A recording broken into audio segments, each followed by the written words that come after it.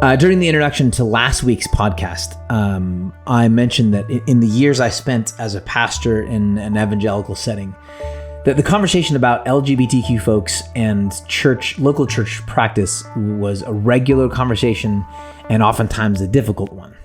That in fact, the biblical imagery that kept coming back around to me was Moses standing on the shore with his people, staring at uncrossable waters with a violent enemy bearing down at their back, hoping and praying for some sort of unprecedented, unforeseen, unexpected, miraculous thing to happen, that there might be a pathway forward.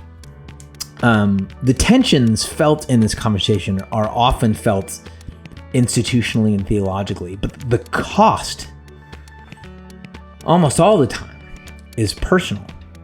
Yes, I saw pastors lose their jobs. I saw whole church staffs have to leave. I saw churches close their doors. I continue to. I've seen people leave congregations in droves, congregations and churches that they loved and loved being at because they couldn't stay, or people staying in congregations where they were carrying a great deal of stress that they didn't need to be carrying. Like, I've seen the cost. I've lost friends too, and the deeply personal nature of that cost has changed what I think is mostly at hand in this conversation. Are there theological and institutional considerations to be made, moves to be made? Yeah.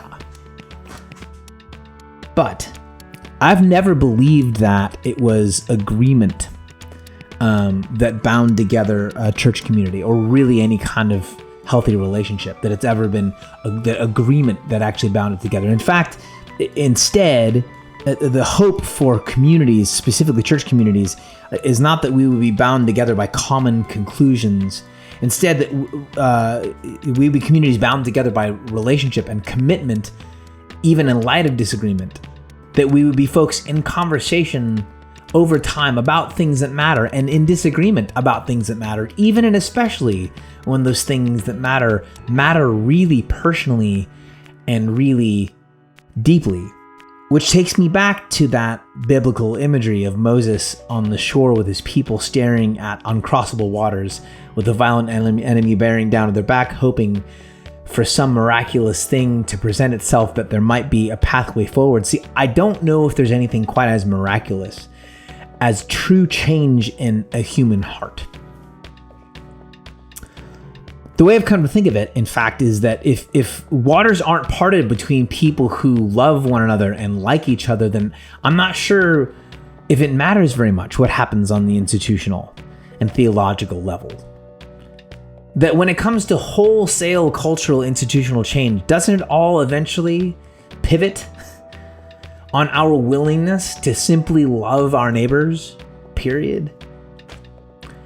Which makes me wonder if what's really been exposed over the last many years has been a lack of hospitality and a lack of desire, particularly among the faithful like myself, to simply love like Jesus whose love was marked by sacrifice, who certainly did break cultural and religious expectations and rules, but not because he was trying to scorn the institution, and instead because he was committed to the truth, that the people around him were more than and worth more than the ideas they held and the ideas we hold about them. I don't know what the pathway forward actually looks like when it comes to LGBTQ folks who are members of the body of Christ in local church practice. I don't really know what it looks like. I would assume it's tied up in a lot of the conversations we're having now about what church in general looks like over the course of the next several decades.